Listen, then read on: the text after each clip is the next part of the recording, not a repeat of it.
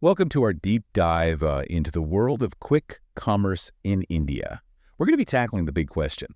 Is this just a fad or a potential revolution in how we shop, especially when it comes to groceries? What's really fascinating is that we're not just talking about speed, we're actually looking at how India's unique market dynamics are really shaping the future of retail.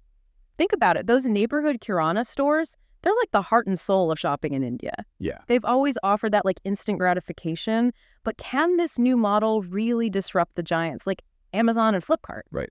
That's really the core of what we're looking at today. We've got these reports and we've got some expert opinions, and we even have insights from Zepto's founders to really unpack all this. So to set the stage, let's rewind a bit. Remember back in 2020 when traditional e-commerce was really having a tough time cracking the Indian grocery market?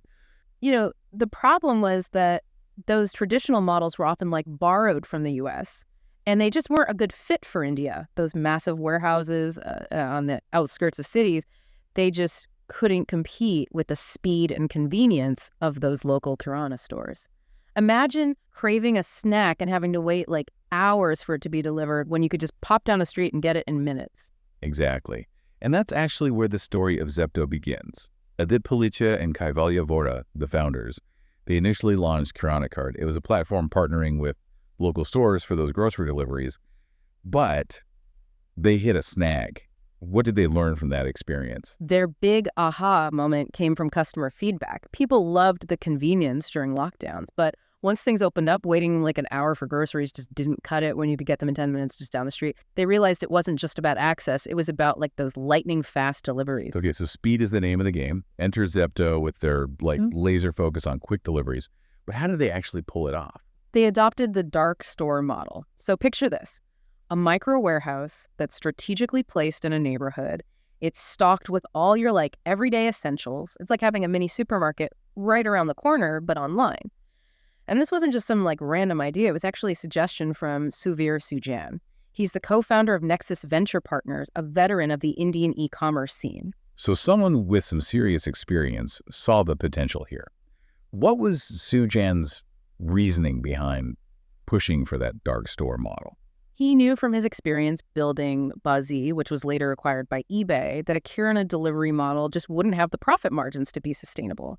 He saw the need for a full-stack, tech-driven approach where you could control everything from sourcing to delivery, and those dark stores were the key to making that happen. Interesting. So they had the model, but did it actually work? Yeah. Let's talk about Zepto's success, because the numbers are pretty mind-blowing. They're projecting a whopping $1.5 billion in sales within just 36 months of launching. Their obsession with efficiency is key to their success. They analyze every single aspect of their operation, finding ways to shave off seconds and rupees.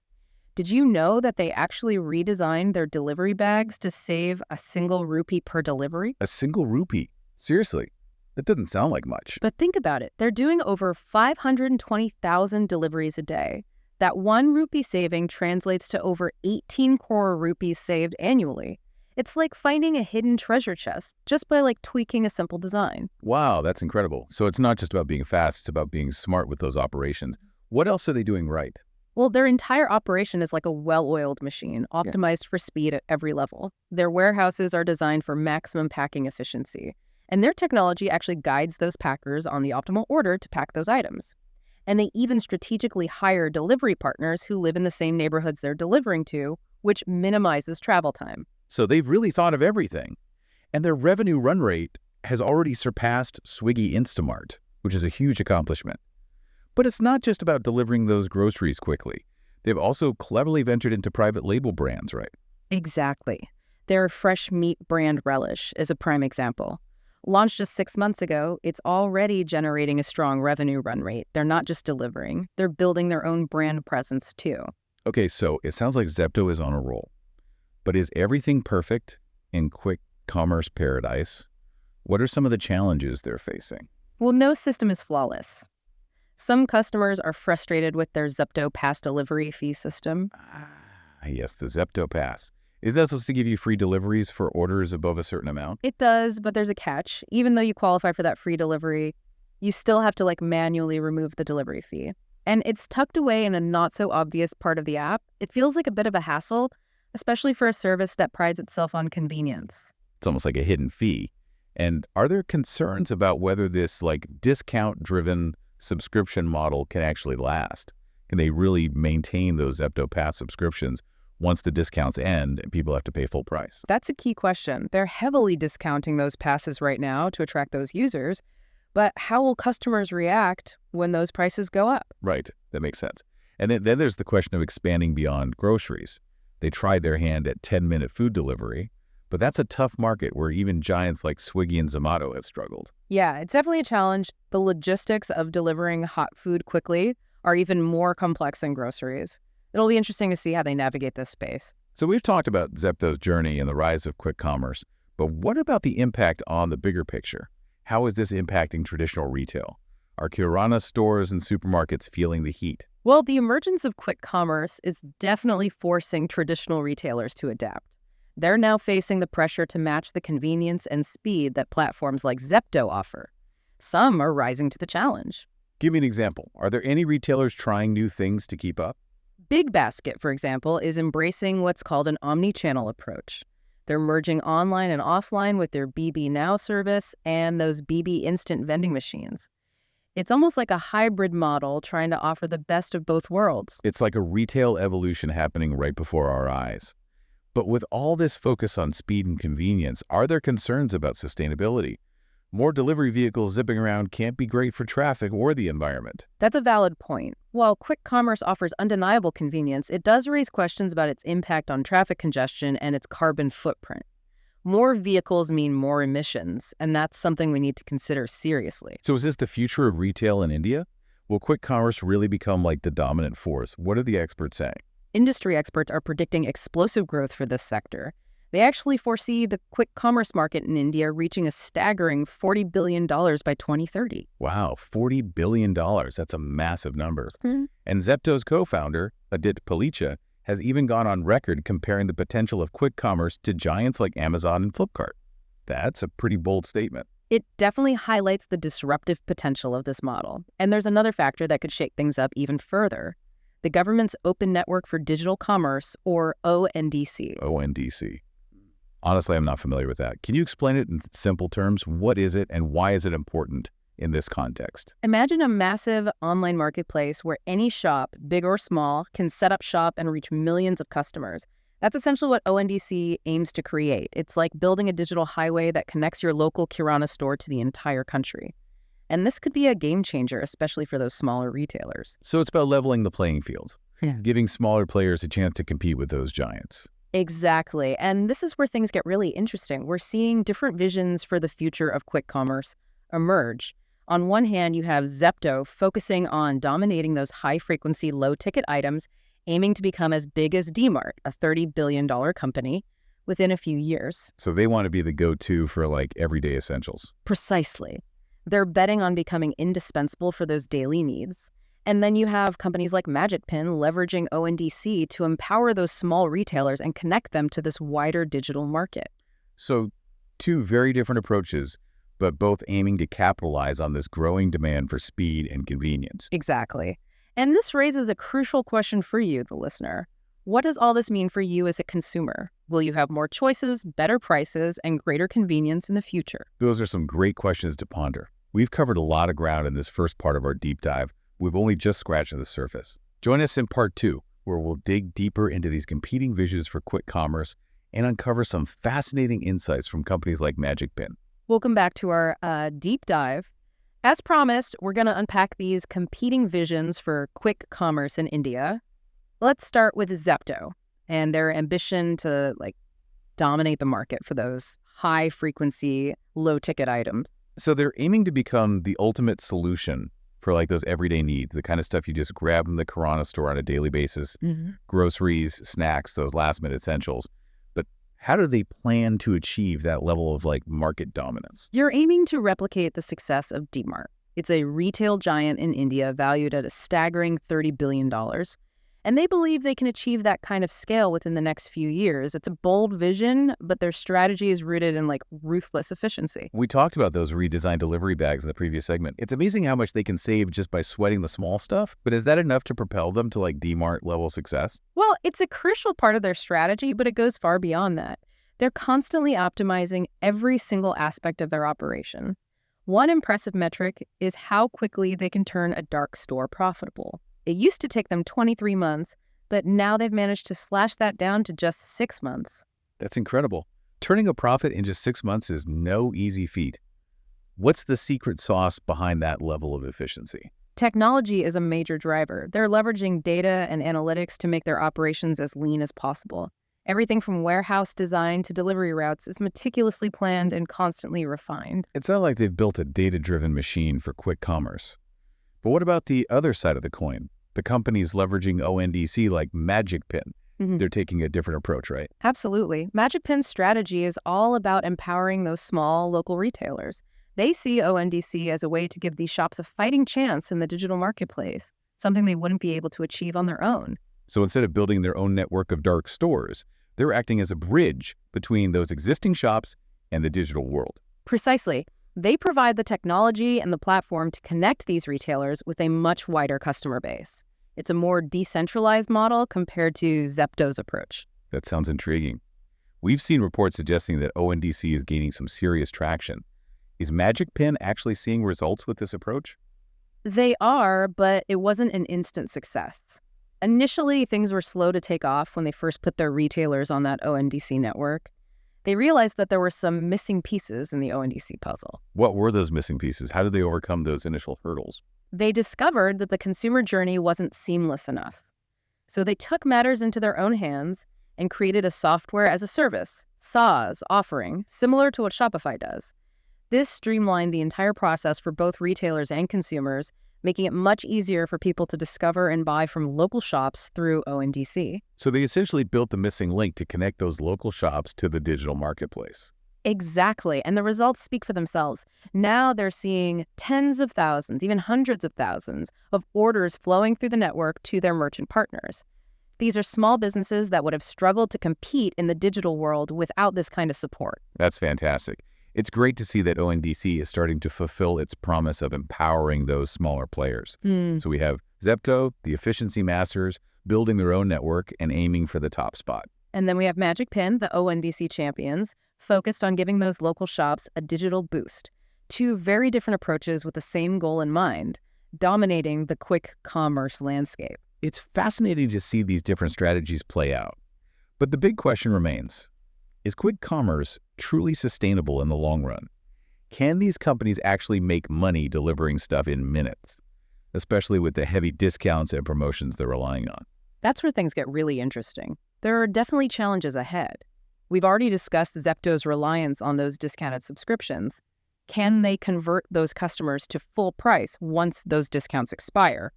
That remains to be seen. And then there's a whole issue of intense competition. It's a crowded market with multiple players vying for a slice of the pie. Everyone is burning through cash to offer the fastest deliveries and the deepest discounts. It's a race to the bottom, and it's unclear how sustainable that is in the long run. We've already seen some smaller players just crumble under the pressure. Only the strongest, most efficient, and adaptable will survive. Survival of the fittest in the quick commerce jungle. But are there other risks beyond just profitability and competition?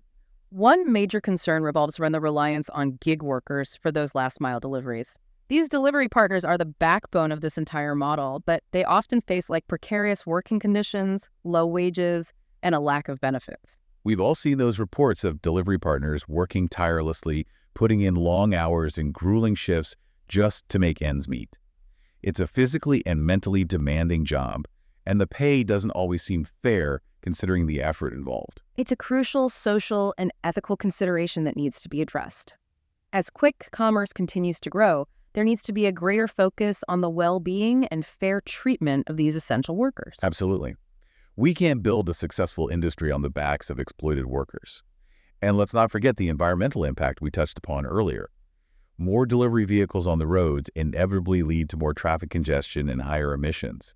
Is there anything being done to mitigate these concerns? There's a growing awareness of these challenges, and companies are starting to take steps to address them. Zepto, for example, is investing in electric vehicles for its delivery fleet, which is a positive step towards reducing their carbon footprint.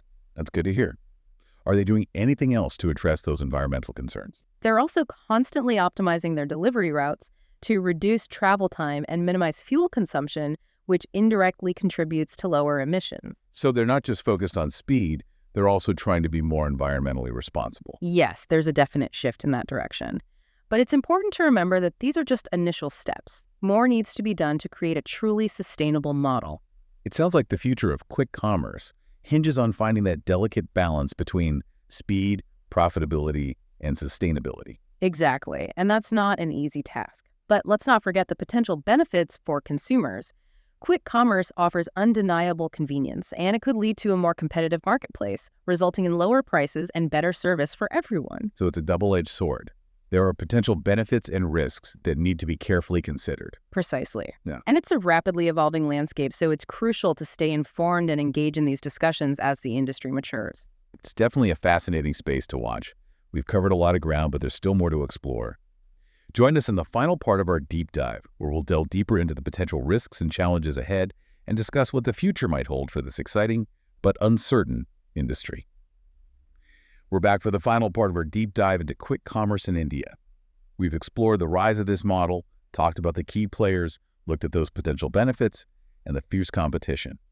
Now let's get real and talk about those risks and challenges ahead.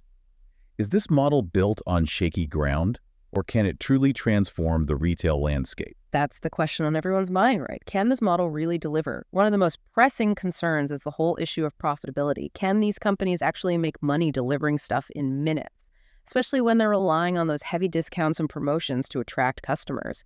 It seems like a tough balancing act. We've talked a lot about those Zepto Pass subscriptions and the steep discounts they're offering right now. What happens when those discounts disappear? Will customers stick around and pay full price? Or will they just jump ship and go back to their old shopping habits? Yeah, that's the million-dollar question, right? Will customer loyalty survive without the lure of those discounts? And we can't forget about the intense competition in this space. There are so many players, all vying for market share, all burning through cash to offer the fastest deliveries and the deepest discounts. It's like a quick commerce arms race with everyone trying to outdo each other. But how long can this last? At some point, How sustainable that is in the long run. We've already seen some casualties. Smaller players are folding under the pressure. Only the strongest, the most efficient, the most adaptable will survive. And even then, there's no guarantee of long-term success. This landscape is constantly changing, and consumer preferences can shift so quickly. So profitability and competition are like major hurdles. But what about some other risks that could trip up quick commerce? One major concern is that reliance on gig workers for those last-mile deliveries. Those delivery partners are the unsung heroes of this whole model. They're out there, rain or shine, zipping through traffic to get those orders delivered in minutes. Yeah, we've all seen those reports about the demanding working conditions they face, the long hours, the pressure to deliver quickly, and the sometimes low wages. It's a tough job, and it raises these ethical questions about how those essential workers are being treated. It's a critical issue that the industry needs to address head-on. As quick commerce grows, there needs to be a greater focus on the well-being and the fair treatment of those delivery partners. They're the backbone of this whole operation, and their contributions deserve to be recognized and valued. Absolutely.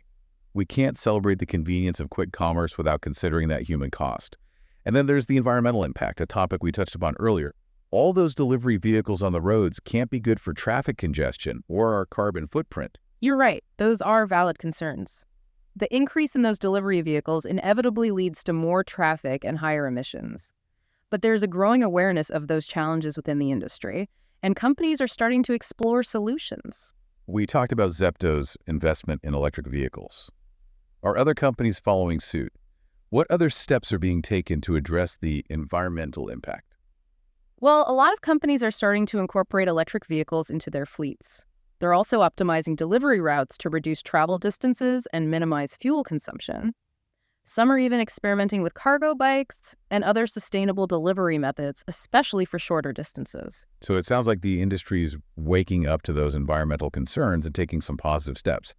But is it enough?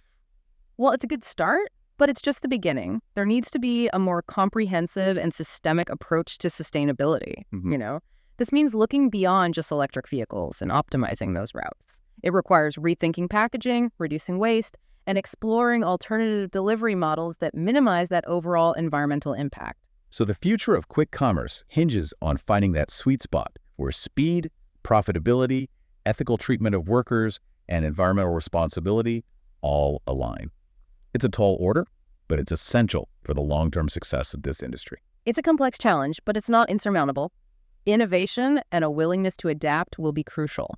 We've seen some impressive innovation already, from those micro warehouses to sophisticated logistics systems and the use of data analytics to optimize every aspect of the operation.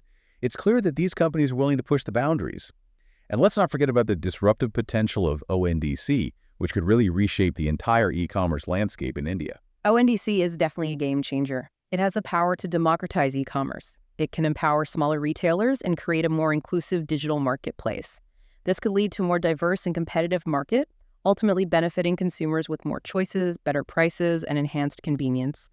It's exciting to think about the possibilities, but it's also important to remember that this is still a young and evolving industry. There will be bumps along the road, and not every company will survive. That's right. The next few years will be crucial in determining whether quick commerce can truly live up to its promise and reshape the retail landscape in India. So what's the final takeaway for our listeners? What should they be paying attention to as this story unfolds? Quick commerce has the potential to revolutionize the way we shop, but it's not a guaranteed success story. Pay attention to how these companies address the challenges of profitability, competition, ethical labor practices, and environmental sustainability. The choices they make will determine whether this model can truly transform retail for the better. It's a fascinating story that's still being written. Keep your eyes peeled, fellow deep divers, because the future of retail in India is anything but predictable. Thanks for joining us on this deep dive into the world of quick commerce. Be sure to check out our show notes for more information and resources on this rapidly evolving industry.